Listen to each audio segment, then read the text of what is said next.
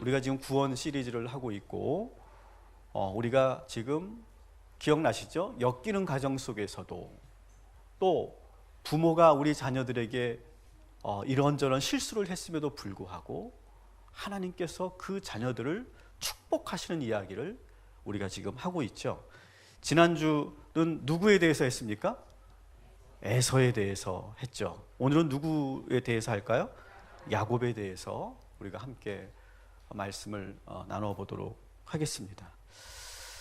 여러분, 야곱은 정말 그 장자의 축복을 받았을까요? 어땠을까요? 너무 또 자신 있게 얘기하시니까 이게 받았다고도 말할 수 없고 안 받았다고 말할 수도 없어요. 근데 쉽게 우리가 생각할 때 보통 강단에서는 야곱이 하나님으로부터 축복을 받았다 이렇게 우리가 그냥 끝나게 되는데 그래서 야곱의 그런 그 장자의 축복을 받기 위한 그 과정에 대한 평가를 좀 윤리적으로 도덕적으로 할 필요가 있는데 그거를 안 하고 그리고 야곱을 왠지 두둔하고 그리고 인정해버리는, 쉽게 인정해버리는 저는 그 부분들이 저는 사실은 어릴 때 들으면서도 그건 좀 아니지 않나 라고 하는 생각을 저는 계속 가졌어요. 여러분, 어떻게 의도와 가정이 지금 정당하지 않은데 어떻게 하나님이 야곱을 축복하실까? 여러분, 지금 이 야곱의 의도와 과정은 올바르지 않았잖아요. 그런데 하나님께서 축복하셨다 그러면은 이게 우리 크리스찬들에게 정말 대단한 잘못된 그런 가치관을 심어주는 거예요. 수단과 방법을 가리지 않아도 내가 하나님께 기도하고 하나님께 부르짖기만 하면 하나님은 축복하셔, 이렇게 생각할 수 있다는 거죠. 저는 그렇게 가지 않기를 바랍니다. 여러분, 여전히 우리의 과정과 의도가 정당해야 하나님께서 온전하게 축복하여 주시는 줄 믿으시기 바랍니다. 이거를 우리가 건너뛰거나 이거를 무시해서는 안 돼요. 그래서 오늘날 한국 교회 크리스찬들이 오히려 더 윤리적인 문제에 많이 걸리는 이유가 바로 이런 부분에 있다고 생각해요. 결론적으로 저는 이렇게 말씀드리고 싶어요. 실제로 아버지가 그렇게 했던 축복, 아버지가 해주었던 그 축복 그대로 하나님은 야곱에게 축복하지 않으셨어요. 오히려 그로 인해서 야곱은 아주 뼈아픈 대가를 치루어야 했어요. 그래서 하나님은 야곱을 축복하시긴 했는데 어떤 축복이냐면, 따라합시다. 다른 방식의 축복. 하나님께서 야곱을 축복하셨어요, 분명히. 근데 우리가 생각하는 또 그 아버지 이삭이 축복했던 그 모양들의 축복이 아니라 하나님은 하나님 방식대로의 축복을 하셨다. 어떻게 축복했는지를 한번 봅시다. 일단 그는 형을 피해서 도망쳐야만 했어요. 한 번도 이 아이는 부모 곁을 떠나본 적이 없었는데 늘 엄마 치마폭에 둘러싸여 있었던, 그리고 여리고 여린 그런 소년이었는데 그가 지금 형을 피해서 도망치느라고, 그리고 한 번도 살아보지 못했던, 보지도 못했던 외삼촌의 집으로 가게 되는 그런 일이 일어났어요. 더구나 지금 형을 피해 도망가다가 지금 황량한 광야 한가운데서 지금 하룻밤을 보내게 돼요. 여러분, 이 상황을 한번 자세히 한번 생각해 보세요. 야곱의 입장에서는 아마 그때까지도 정신을 못 차렸을 거예요. 왜 그러지? 아니, 내가 분명히 형으로부터 장자권을 내가 받았고 아버지가 분명히 내 머리에 손을 얹고 축복을 해줬는데 왜 지금 나에게 이런 일이 일어나지? 아직 이 야곱은 왜 이런 상황이 일어났는지를 받아들이지 못하고 이해가 안 됐을 거예요. 야곱은 이렇게 생각했어요. 내가 형을 제끼고 아버지의 축복을 받으면 그 다음부터는 나는 행복 시작이라고 생각했어요.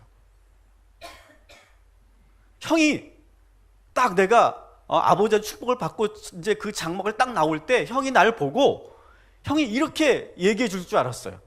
에이, 내가 졌다. 네가 장자해라. 그렇게 말해 줄 줄 알았어요. 또 아버지가 이런, 어쩔 수 없다. 에서야, 네가 양보해라. 그렇게 말할 줄 알았어요. 또 엄마가 아이고 축하해 아들, 그렇게 말해 줄 줄 알았어요. 근데 웬걸, 내가 장자권을 내가 형으로부터 빼앗았고 내가 아버지 축복을 받았는데 아무도 그를 환영하지 않고, 그리고 좋은 일이 있기보다는 더 기가 막힌 그런 상황에서 지금 사막 한가운데서 돌을 베개 삼아 지금 누워 있는 거예요. 너무 황당하지 않습니까? 내가 이렇게 계획을 세운 대로 내가 이렇게 가면 잘 될 거라고 생각했는데 뜻한 대로 되지 않은 거예요. 그런데 그때 야곱에게 큰 변화가 일어납니다. 처음으로 하나님을 찾아요. 처음으로 그때 하나님을 만나요. 여러분, 그 전에는 집에 있을 때는 야곱이 하나님을 만난 적이 없었어요. 그 전까지의 하나님은 그냥 늘 아버지 어머니에게 듣는 그런 피상적인 하나님이었어요. 그저 할아버지 하나님이고 아버지 하나님일 뿐이에요. 나의 하나님이 아니었어요. 그래서 재밌는 것은 하나님께서 당신을 야곱에게 드러내실 때도 당신을 소개할 때 어떻게 소개하는 줄 아세요? 28장 13절을 한번 같이 보겠습니다. 시작. 본즉 여호와께서 내 하나님이여 이삭의 하나님이라 내가 누워있는 땅을 내가 너와 내 자손에게 주리니. 아멘. 당신을 어떻게 소개해요? 너의 할아버지 하나님, 너의 아버지 하나님이다. 왜 이렇게 하나님께 소개했을까요? 아직 하나님과 야곱은 인격적인 만남이 이루어지지 않은 거예요. 그래서 하나님은 아직까지 그저 할아버지 하나님, 아버지 하나님일 뿐이에요. 여러분, 언제 야곱이 하나님을 만납니까? 바로 이 사건. 자기가 마음껏 이것저것 다 해봤지만 일은 점점점 꼬여가고 아무것도 이루지 못하고 모든 길이 막혀버린 상태. 더 이상 길이 없어서 어디로 가야 할지 지금 막막한 그 상황. 그때 비로소 할아버지의 하나님이었고 아버지의 하나님이었던 그 하나님에게 야곱이 처음으로 부르기 시작해요. 하나님, 나의 하나님, 이렇게 부르기 시작하는 거예요. 그때 하나님을 만나기 시작하는 거예요. 여러분, 하나님은 언제 만납니까?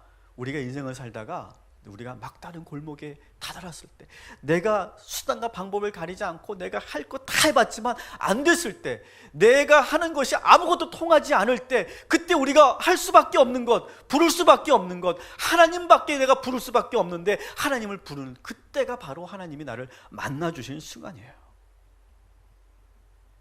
아, 내가 하는 방법으로는 내가 축복받을 수 없구나. 장자권만 내가 갖는다고 잘 되는 게 아니구나. 하나님이 도와주셔야 되는구나. 그것을 지금 가슴 깊이 야곱은, 자꾸 바울이 나오려고 그래서 야곱은 깨닫게 되는 거예요. 그 전에 야곱은 어땠냐면, 어떻게 하면 형으로부터 장자권을 뺏을 수 있을까? 그것만 궁리했어요. 야, 저 장자권만 내게 된다면, 저 장자권을 내가 내 소유권으로만 삼을 수 있다면, 아버지의 축복을 내가 가로챌 수만 있다면, 그렇게 생각하면서 그것만 쟁취하면 다 될 거라고 생각했는데 그렇지 않은 거예요. 야곱이 놓치고 있었던 것이 무엇입니까? 바로 기도를 놓치고 있었어요. 여러분, 장자권이 없어도 얼마든지 축복받을 수 있어요. 그죠? 얼마든지 잘 살 수 있어요. 근데 자꾸 왜 야곱은 그 장자권에 매여 있었냐고요. 여러분, 우리가 인생을 살면서 백이 없어도, 스펙이 없어도, 아무것도 없어도 우리에게는 유일한 게 있어요. 하나님께 기도하기만 하면 하나님께서 우리를 책임져 주실 줄 믿습니다. 근데 자꾸 우리는 기도는 제외시켜요. 기도는 잊어버리고 자꾸 이게 없어서 저게 없어서 우리 집에 돈이 없어서 유산을 내가 나한테 우리 아버지가 안 물려줘서 나는 배운 게 없어서 자꾸 내가 외적인 것만 내가 추구하니까 그게 없으니까 나는 실패한 것 같고, 그래서 그것을 수단과 방법을 가리지 않고 내 것으로 만들면 행복할 줄 알았는데 그렇지 않더라는 거예요. 야곱이 지금 놓치고 있었던 것이 바로 기도였어요. 그거를 지금 야곱이 다 깨달아요. 그래서 하나님께 처음으로, 야곱이 생전 처음이에요. 처음으로 야곱이 하나님께 기도하는 장면이 28장 20절부터 22절 말씀이에요. 야곱의 기도를 한번 우리 들어봅시다. 같이 한번 읽어볼게요. 시작.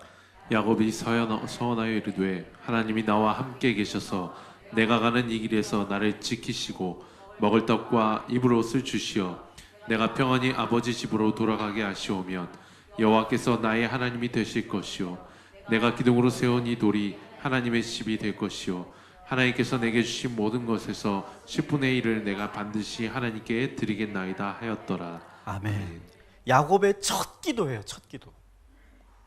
처음으로 기도해 본 거예요. 그전에는 그냥 아버지가 기도하는 거 구경만 했었어요. 한 번도 기도할 필요가 없었던 거죠. 근데 이제 이것저것 다 해봤는데 안 되니까 야곱이 드디어 입을 열어서 하늘을 바라보면서 기도하기 시작했던 거예요. 여러분, 우리는 자녀들에게 자꾸 공부 열심히 하라고만 말합니다. 네가 하고 싶은 것을 꿈꾸고 네가 계획하라고만 말합니다. 우리가 정말 가르쳐야 될 건 뭡니까? 하나님께 기도해라. 얘야, 하나님께 기도하면 다 돼. 근데 반대로 우리는 그렇게 생각해요. 야, 기도만 한다고 되냐? 네가 공부도 해야 되고 네가 열심히 노력도 해야 되지. 근데 일단은 여러분, 기도하면 되는 줄 믿습니다. 저는 우리 아이들에게 다른 거 안 가르쳐도 돼요. 기도해라. 제가 오늘 이 설교하러 들어오기 전에, 직전에 우리 아이들한테 기도해라. 아빠가 오늘 기도할게. 우리 기도하자. 저 문자를 보내고 왔어요. 여러분, 우리 아이들이 기도만 할 수 있으면 그 기도로 인생의 모든 문제를 풀어가게 될 줄 믿습니다. 만일 이삭과 리브가가 이렇게 했으면 어땠을까? 야곱의 인생은 달라졌을 거예요. 야곱아, 너 여기 앉아봐. 장자권 그거 중요한 게 아니야. 하나님이 널 축복하시면 돼. 하나님께 기도해. 그렇게 아버지가 가르쳤다면 어떻게 됐을까? 야, 할아버지를 봐, 할아버지. 너 할아버지 야브라함, 우리 아버지를 봐봐. 그리고 아빠를 봐봐. 아빠가 어떻게 축복받았어? 잘나서 축복받았어? 하나님께 기도했더니 축복받았잖아. 너도 기도해. 엄마는 이렇게 얘기했으면 얼마나 좋았을까? 야곱아, 무서워하지 마. 형이 너를 어떻게 한다고 무서워하지 마. 피하지 말고 도망가지 말고 우리 같이 기도하자. 우리 아들, 우리 같이 기도하자. 그렇게 말했다면 야곱의 인생이 달라졌을 거예요. 그런데 누구도 기도하라고 가르치지 않고 너 빨리 도망가 그렇게 말하고, 그리고 야곱도 한 번도 기도 같은 거 안 해보고 그 쓸데없는 장자꽃만 찾아서 그렇게 헤매다가 지금 이렇게 방황하는 인생이 되지 않았습니까? 여러분, 우리가 이 말씀을 듣고 돌아가서 우리 자녀들에게 한 가지만 가르칩시다. 얘들아, 기도해라. 하나님께 구해라. 그러면 하나님께서 너의 인생을 책임져 주실 거다.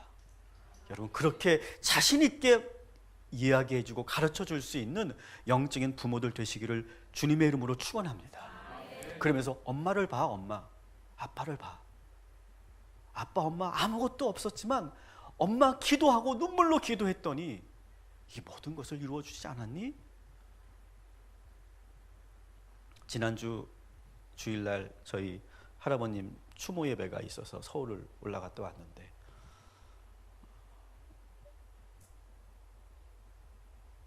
저도 이렇게 나이가 드니까 이 추모 예배 때나 이 명절 때 가정 예배를 드리면 가끔 이렇게 울컥할 때가 있어요. 이게 제 스타일이 아니에요, 여러분. 평소에 저를 아시는 분은 아실 거예요. 제 스타일이야. 근데 이상하게 가족이 모이고 아버지 어머니가 있으면 이렇게 울컥할 때가 있어요.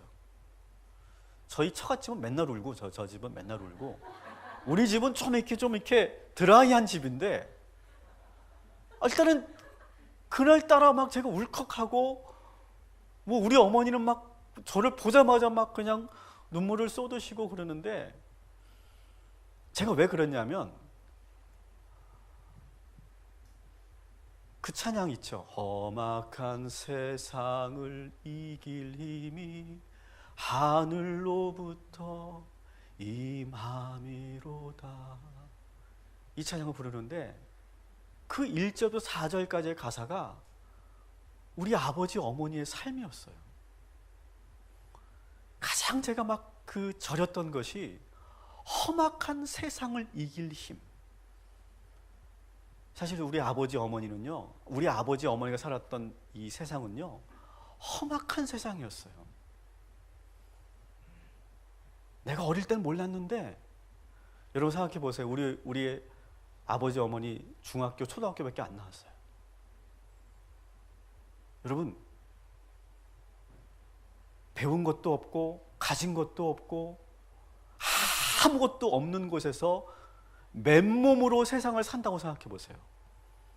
얼마나 그 세상이 험악했겠어요, 여러분. 얼마나 우리 아버지 어머니가 세상을 살면서 온갖 수모와 모욕을 다 받으셨겠어요. 그게 막 느껴지더라고요.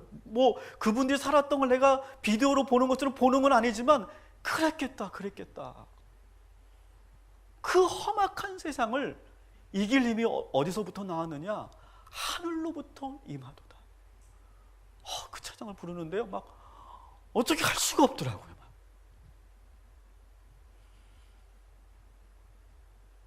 그런데 우리 부모님들이 우리 삼남매에게 가르쳐 주신 거,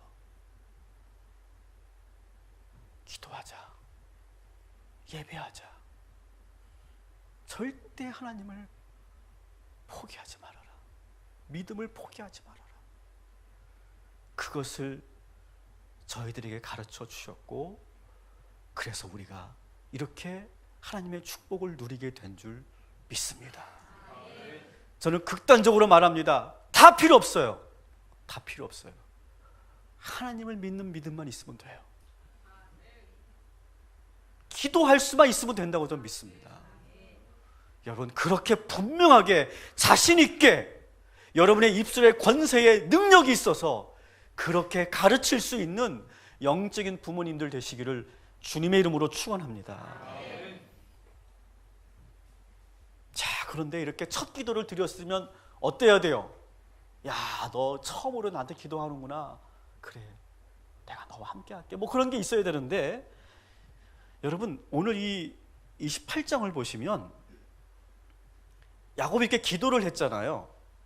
기도를 했는데 하나님이 응답을 하셨을까 안 하셨을까? 하셨으면 제가 이렇게 질문하겠어요? 응답한 내용이 있어요, 없어요? 없다는 거예요. 없다는 거예요. 그러니까 저라면, 하나님이라면, 제가 하나님이라면 야곱이 얼마나 가상해요. 얼마나 예뻐요. 처음 기도했으니까. 그러니까 야, 너 오늘 나한테 처음 기도했구나. 너 오늘 정말 착하다. 너 정말 대단하다. 그래, 내가 너와 함께. 그런 짧은 그런 응답을 하셔야 되는데 하나님은요, 아무런 응답이 없어요. 왜 응답이 없었을까? 여러분, 다시 20절부터 22절의 말씀을 여러분 보시면 한번 보여주세요. 이 기도가 첫 기도라 너무 좋은데 이 기도를 여러분 잘 보시면 어떤 문제가 있었을까요? 여전히 자기중심적이에요. 그리고 축복을 자꾸 뭘만 생각해요? 물질적인 것만 생각해요. 더 재밌는 건 뭔지 아세요? 기도할 때 나라고 하는 단어가 몇 번 나옵니까? 8번 나와요. 이 짧은 구절에 나. 계속 나예요. 나.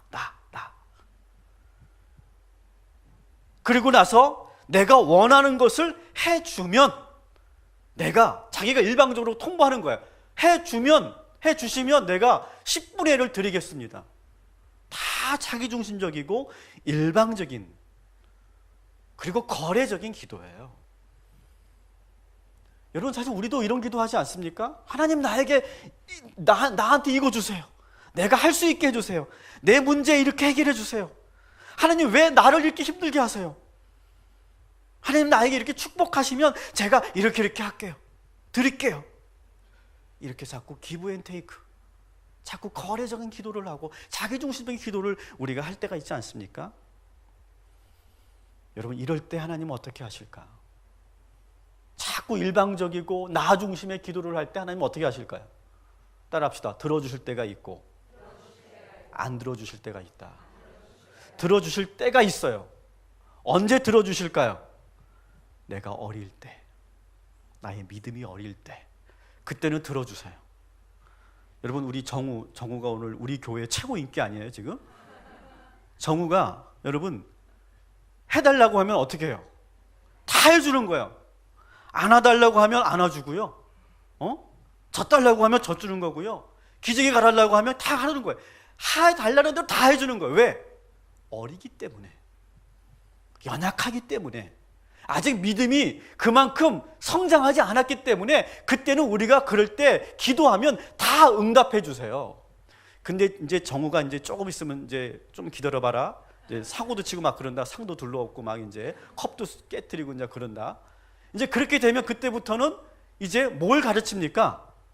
안 돼, 정우야 안 돼. 그걸 배우게 되죠. 그건 네 게 아니야. 이거는 예범이 언니 거야. 이렇게 가르쳐 주는 거예요. 그때 아이는 막 울고 떼쓰고 막 그럽니다. 그러면서 막 그런 거절을 받으면서 이 아이가 막 울죠.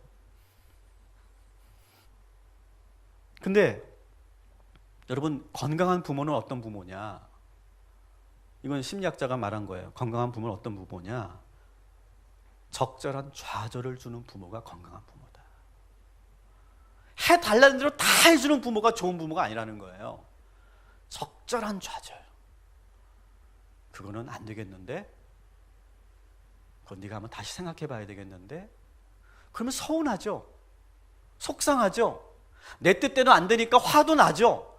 그렇지만 그것을 내가 삭히면서, 그러면서 안 되는 것도 있구나, 그걸 배우고, 아, 엄마 아빠는 이런 것을 좋아하지 않으시는구나, 그걸 알게 되고, 아, 이거는 내가 그냥 일방적으로 내가 달라고 해서 되는 게 아니라 내가 노력도 해야 되는 거구나, 이런 것들을 좌절을 통해서 경험하게 될 때 아이들은 성장한다는 거예요.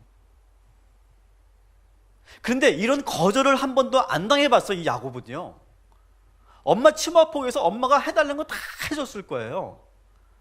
못 가져본 곳이 없을 거예요. 다 가져봤을 거예요. 그러다 보니까 여러분 이렇게 잘하면 아이들이 어떻게 되는지 아세요? 상대방을 어떻게 보는지 아세요? 이용하는 대상으로만 봅니다. 야곱이 아버지, 어머니, 형을 대하는 태도를 한번 보세요. 엄마는 나에게 어떤 사람이에요? 밥 해주는 사람, 빨래 해주는 사람이에요. 이용의 대상이에요. 이용의 대상. 아빠는 돈 열심히 벌어서 나한테 용돈 대주는 사람. 그런 좌절을 경험하지 못하면 자꾸 대상을 이용의 대상으로만 본다는 거예요. 동생 야곱이 생각하기에 형은 어떤 대상이었냐면 내가 잘 꼬시면 잘 넘어가는 바보, 그렇게 보는 거예요. 근데 야곱이 이런 식의 관계 방식을 하나님에게도 그대로 적용하고 있는 거예요. 오늘 이 기도를 보면. 그래서 하나님과 지금 거래를 해보자는 거예요. 나에게, 그것도 내가 이렇게 하겠습니다가 아니에요. 당신이 나에게 먼저 이렇게 주시면 내가 이렇게 하겠습니다, 이렇게 말하는 거예요. 거래해보자는 거, 거래. 여러분 처음 기도한 것이기 때문에 의미가 있는 건 분명하지만 이 야곱의 기도의 삶으로 살아가는 것은 반드시 바뀌어져야만 하는 것. 우리 성도들도 혹시 우리가 야곱과 같은 기도를 하고 있다면 바뀌어야 될 줄 믿습니다. 그래서 하나님은 응답하시지 않으셨어요. 아무 말씀도 안 하세요. 야곱의 기도로 끝나버려요. 28장이 속된 말로 뭐 한 거예요? 일십했어요. 권사님, 일십이 뭔지 아세요? 네. 응답하지 않으셨어요. 따라합시다. 무응답도 응답이다. 그렇게 응답하셨어요, 하나님. 지금 네가 그 상태구나. 그걸로 끝나세요. 그리고 하나님은 야곱을 29장에 보면 어떻게 하십니까? 외삼촌 라반의 집으로 이끌어 가세요. 처음에 라반이 조카를 만났을 때 29장 13절 14절에 보면 막 끌어안고 막 눈물을 흘리면서 네가 우리 누이의 아들이냐 하면서 막 좋아합니다. 내 조카 왔다고, 내 혈육이 왔다고. 근데 이제 그와 이제 함께 이제 지내면서 야곱을 보니까 요 놈이 아주 머리도 잘 쓰고 이 잔머리도 잘 굴리고 거짓말도 툭툭하고 심심하면 하고 아주 꾀도 부리고, 이게 집에서 새는 바가지가 어디서도 새는 거야. 밖에서도 똑같은 그런 패턴을 보이는 거예요. 그러니까 어느 순간부터 이 외삼촌 라반이 경계를 하기 시작하고 믿지 못하기 시작합니다. 그러면서 외삼촌과 조카 사이가 벌어지기 시작해요. 그리고 라반도 그 조카를 경계하는 상황이 되면서 거짓말도 해요. 여러 번 거짓말합니다, 조카에게. 야곱이 잔머리를 굴리니까 이 외삼촌도 또 거짓말을 하는 거예요. 근데 누가 더 거짓말을 잘했을까? 라반이 더 잘해요. 강적을 만난 거죠. 강적을 만난 거예요. 여러분, 이거를 저는 이렇게 그 이름을 붙였어요. 부메랑의 법칙. 따라합시다. 부메랑의 법칙. 여러분, 내가 한 행동을 그렇게 행동하면 그대로 받는 줄 믿으시기 바랍니다. 내가 거짓말하면요, 나보다 더 거짓말 잘하는 사람을 만나게 돼 있어요. 내가 편법을 쓰잖아요. 나보다 더 편법을 좋아하고 잘 쓰는 사람을 만나게 돼 있어요. 내가 이간질을 잘하잖아요. 나보다 더 월등히 뛰어난 그 사람이 나를 왕따시키는 분위기로 만들어낼 수도 있어요. 내가 부정적인 말을 하고 다니면 나보다 더 부정적인 말을 하게 되는 사람을 만나게 돼요. 부메랑의 법칙이에요. 그래요. 그래서 지금 야곱은 거짓말의 명수였는데 진짜 선수를 만났죠. 선수는 누굴 만나요? 선수를 만나는 거예요. 선수는 이 명언이잖아요, 명언. 선수는 선수를 만나게 돼 있어요. 그런데도요, 여러분, 이 외삼촌네 집에서 20년 동안의 삶을 여러분 잘 보시면요, 그때 베델에서 처음으로 기도한 이후로 기도를 안 해요, 야곱이요. 똑같아요. 그 전에 머리 쓰면서 거짓말하면서 임기응변식으로 욕심은 많아가지고 막 자기 재산을 불려나가는 데는 최선을 다하지만 그는 기도를 하지 않아요. 여전히 자기 판단, 자기 계획대로 인생을 살아가요. 좀 더 빨리, 좀 더 쉽게 인생을 더 멋있게 살려고 하는데, 더 빨리 가려고 하는데, 그렇게 하면 할수록, 머리를 쓰면 쓸수록 인생은 꼬여가고 더 돌아가는 그런 인생으로 가고 있어요. 그래서 몇 년을 있어요? 20년을 있어요. 20년. 여러분, 20년 절대 적은 숫자 아니잖아요. 20년 넘게 축복은커녕 갖은 고생을 다 합니다. 그렇게 며칠만 머물다가 돌아갈 줄 알았는데 세월이 훌쩍 흘러서 20년이 지났고 어머니 돌아가신 것도 보지 못했어요. 여러분, 너무 빨리 가려고 하면 더 멀리 돌아가게 됩니다. 야곱은 자꾸 자기 머리를 쓰면서 더 돌고 도는 인생이 되어버렸어요. 여러분, 왜 하나님은 이렇게 야곱을 빨리 집으로 돌려보내지 않고 이렇게 돌고 돌렸을까? 야곱이 아직 변하지 않았기 때문에 그래요. 여전히 그런 경쟁심 많고 자기중심적이고 여전히 거짓말 잘하고 남이 상처받든 안 받든 자기가 좋아하는 것만 하려고 그래요. 사실 여러분, 그 첫 번째 아내 레아를 한번 생각해 보세요. 레아와 라헬을 한번 생각해 보세요. 야곱은 누굴 더 사랑했어요? 라헬을 더 사랑했죠. 그런데 너무 노골적이지 않습니까? 레아가 어떻게 우여곡절에 의해서 첫 번째 부인이 됐지만 너무 노골적으로 레아를 사랑해 주지 않아요. 그리고 라헬만 보고 있어요. 그러니까 이 야곱은 여전히 자기가 좋아하는 것만 하는 거예요. 좋아하는 것만 좋은 거예요. 그로 인해서 누가 상처를 받든 안 받든 그게 안 보이는 그런 아이였어요, 이 야곱은요. 그러니까 하나님이 보시기에 여러 가지가 다듬어져야 되는 아이였기 때문에 그를 돌리고 또 돌리는 거예요, 인생을. 여기 혹시 여러분들 가운데 돌고 도는 인생 살고 계신 분들이 계십니까? 저는 돌고 돌았던 것 같아요. 이제는 안 돌아. 이제 내가 정신 차렸어. 이제 내가 정신 똑바로 차렸어. 이제 안 돌 자신이 있어. 여러분, 왜 하나님께서 주실 듯 하면서 왜 안 주실까요? 왜 내가 계획한 대로 뜻한 대로 되지 않을까요? 나는 지금 이렇게 가면은 이게 지름길이라고 생각하는데 왜 나는 더 기다려야 되고 아직도 내가 지금 헤매고 있을까요? 어쩌면 하나님 보시기에 우리가 아직 더 다듬어져야 된다고 저는 하나님께서 판단하시기 때문에 광야로 돌리는 것이 아닐까.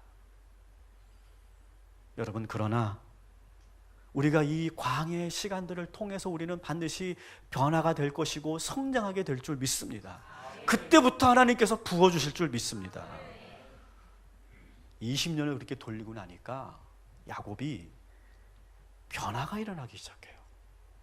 근데 어떤 변화냐면 갑자기 내가 이제 형을 만나러 가야 되겠다는 거예요.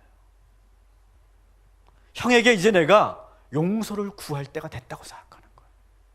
이제 우리 가족이 다시 하나가 돼야 되겠다라고 생각을 하고, 그리고 지금 형에게로 가는 거예요. 하나님께서 이 야곱의 마음에 새 마음을 주신 거예요. 근데 여러분, 이 생각이 바뀌는데 몇 년 걸렸다고요? 20년 걸렸어요.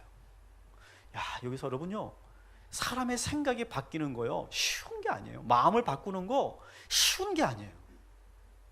저는 그래서 이렇게 성도님들하고 이렇게 제가 하면서 제가 이렇게 제안을 하거나 설득을 할 때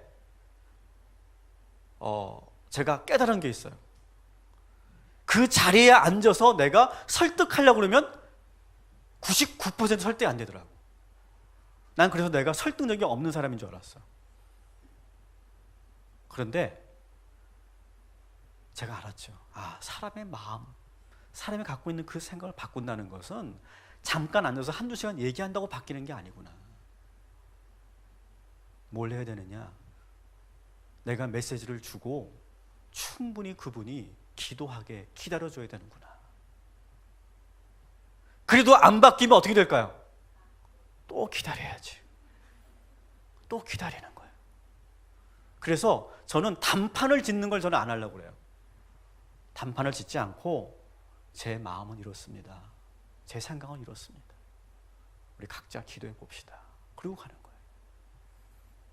여러분, 하나님께서 이 야곱의 생각을 바꾸시는데 20년을 기다리시는 거예요. 드디어 이제 하나님께서 에서에게 새 마음을 주셔서 야곱에게 새 마음을 주셔서 형을 만나러 가죠.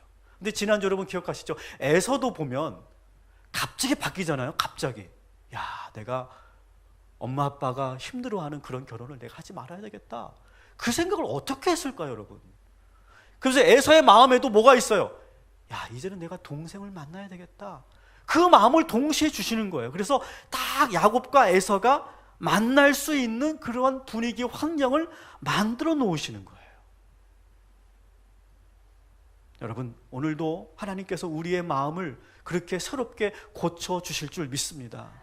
여러분, 우리 아이들이 생각이 안 바뀝니까? 우리의 남편이 그 고집이 안 꺾입니까? 조급해하지 마시고 기도만 하시기 바랍니다.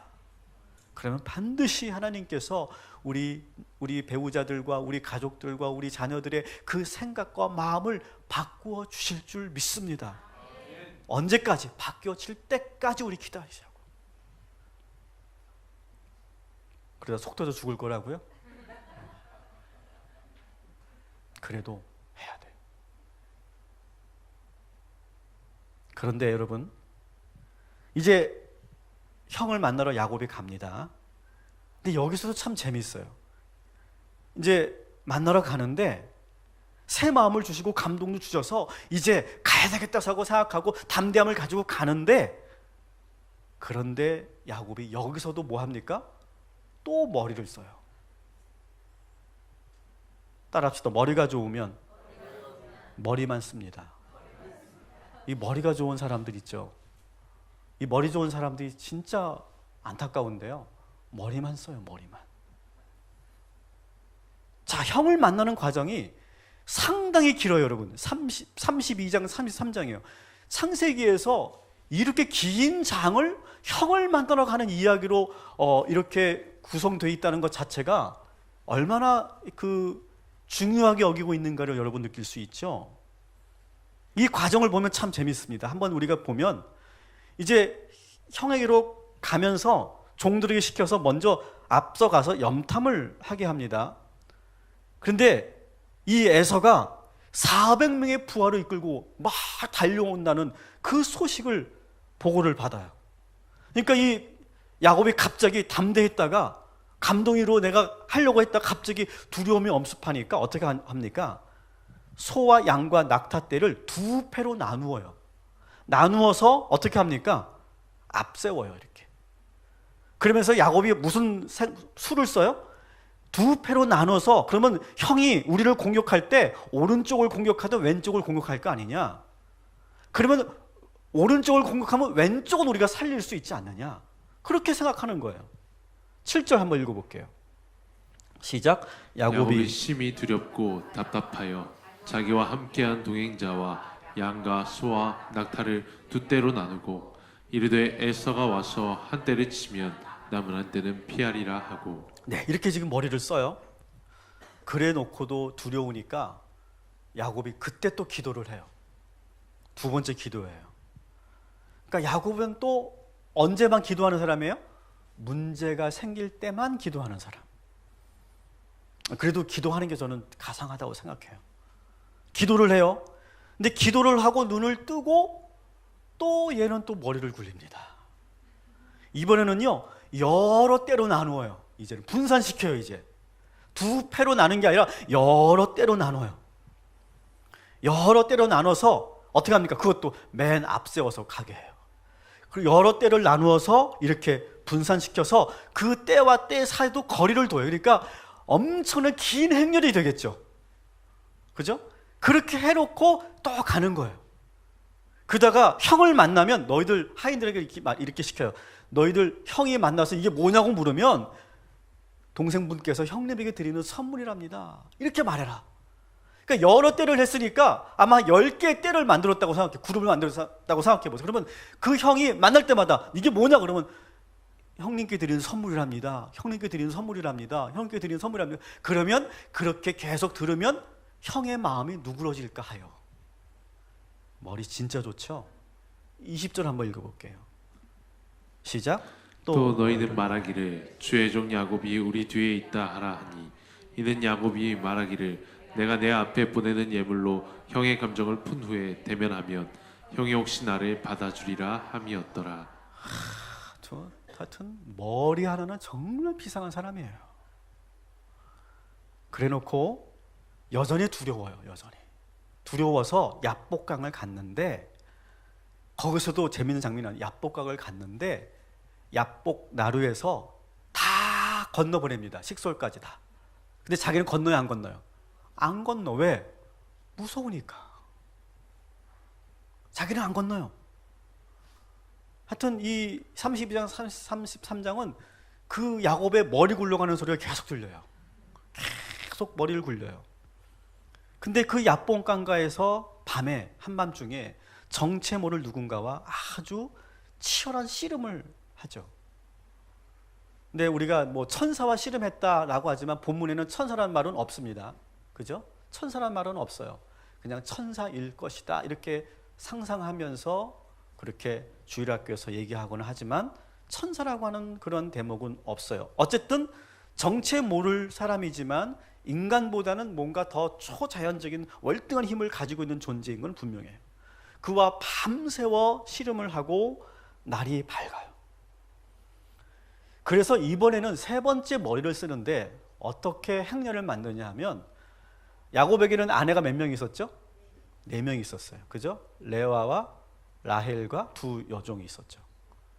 그래서 그 내 아내가 있었는데 어떻게 했냐면 내 아내들을 나누고 그리고 거기에 딸린 아들들을 거기에 다 분산시켜요.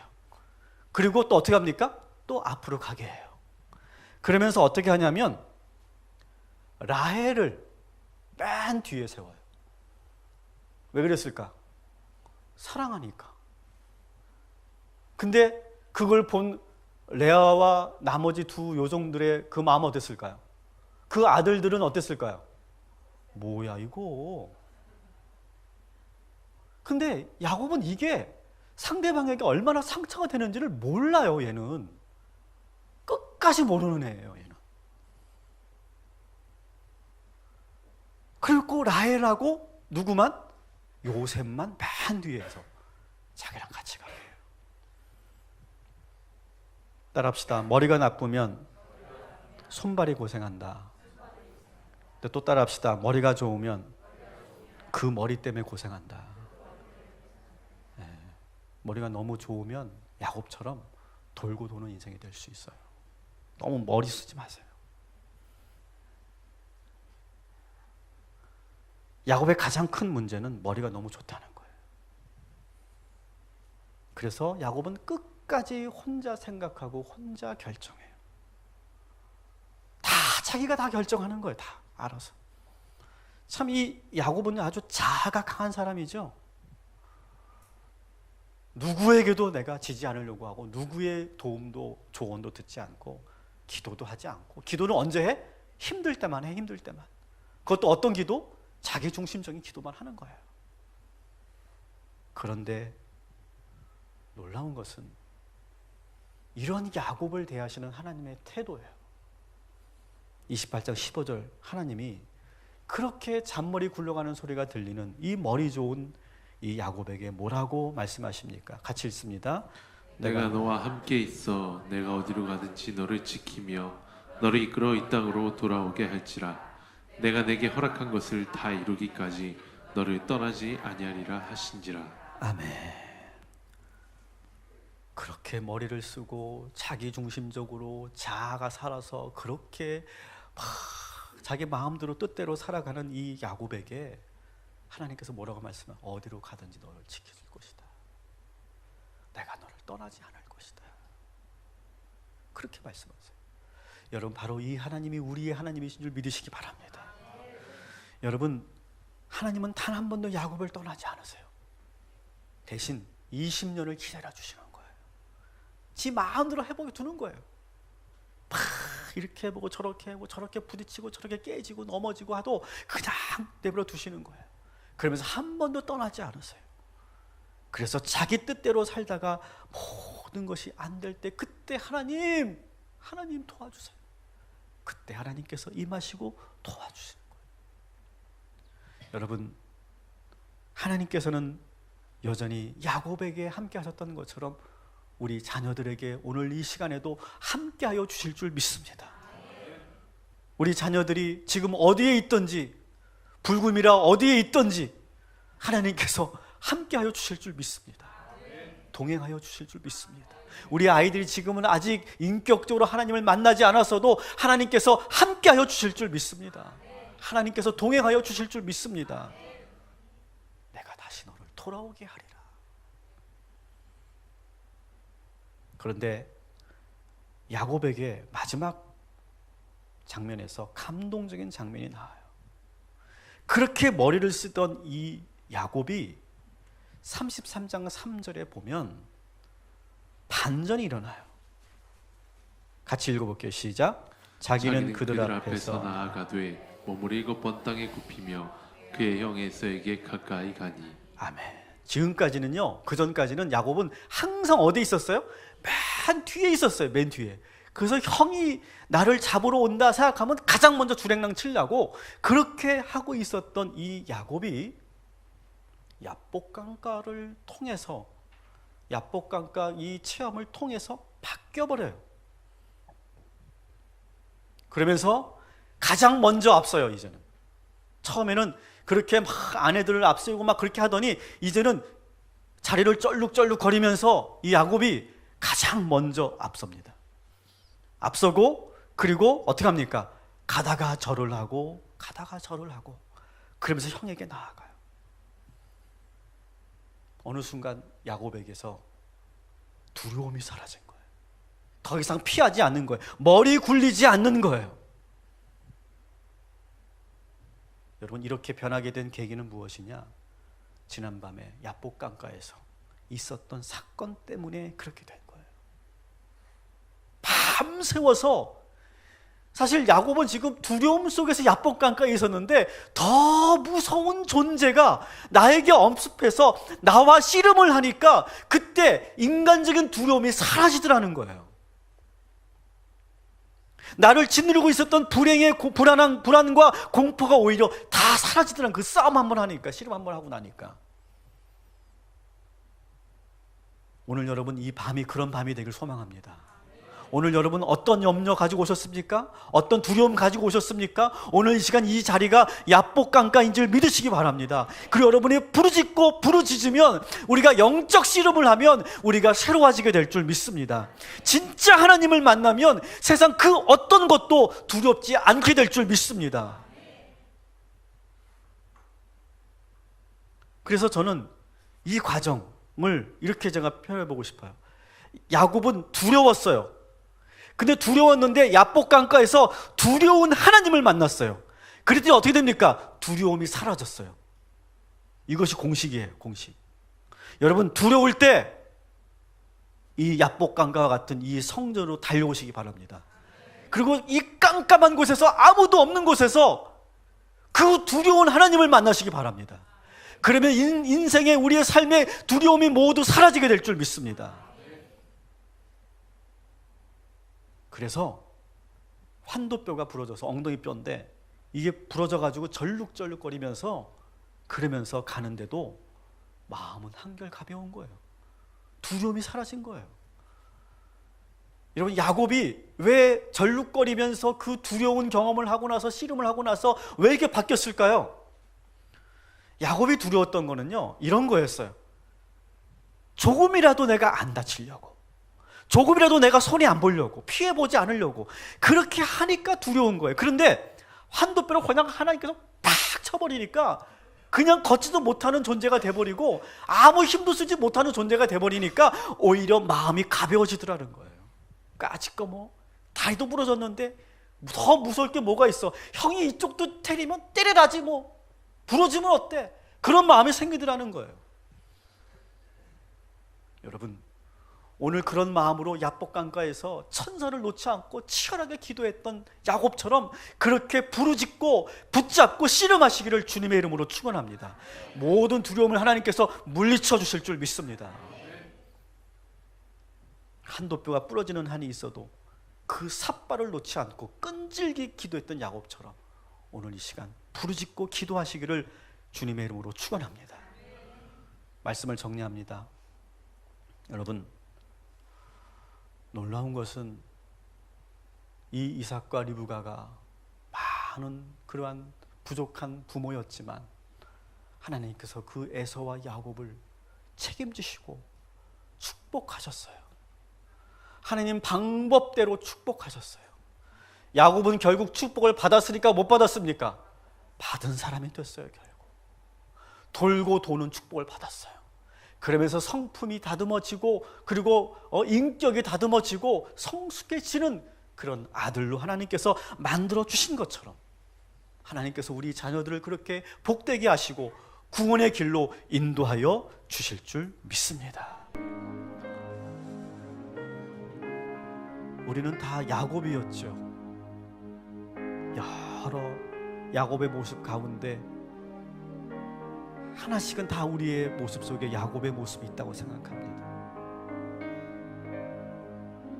참 고집스럽고 막 내 뜻대로 안 되면 막 화내고 한 가지에 내가 집착하고 그거 아니면 난 죽을 것 같고, 그리고 그때그때마다 임기응변으로 행하고 하나님한테는 한 번도 기도하지 않고 내 뜻대로 살고, 그러다가 내가 힘들 때 그때 잠깐 와서 기도하면서 자기중심적인 기도하다가 문제가 좀 풀리면 다시 나가서 또 다 내 뜻대로 살고 머리 굴리고 자꾸 인간적인 그런 방법으로 살다가 또 넘어지면 다시 와서 우리가 주님 앞에 도와달라고, 왜 오히려 적반하장으로 하나님 왜 나에게 이런 불행을 주냐, 자기가 한 것은 모르고 자꾸 자기중심적으로 그렇게 살았던 우리의 모습이 여러분 떠오르지 않으십니까? 우리가 또 어른이 되어서 성장해서 보니까 우리 아이들이 또 그렇게 살고 있어요. 우리가 보기에 너무나 불안하고 저렇게 살면 안 될 것 같고 염려가 참 많습니다. 그러나 우리도 야곱처럼 살았던 것처럼 우리 아이들도 그렇게 야곱처럼 살게 될 것인데, 결론은 있습니다. 하나님께서 우리를 붙잡아 주시고 지켜주셔서 여기까지 오게 하신 것처럼 하나님께서 우리 자녀들을 그렇게 지켜주시고 떠나지 않으시고 동행하여 주실 줄 믿습니다. 한 가지만 가르칩시다. 얘야, 기도해라. 하나님께 기도해라. 엄마가 생각하기에, 엄마가 경험해 보건대 그것밖에 없더라. 사람 믿을 거 없더라. 결혼 잘한다고 되는 것도 아니더라. 좋은 학교 간다고 되는 것도 아니더라. 좋은 직장 들어갔다고 다 되는 것도 아니더라.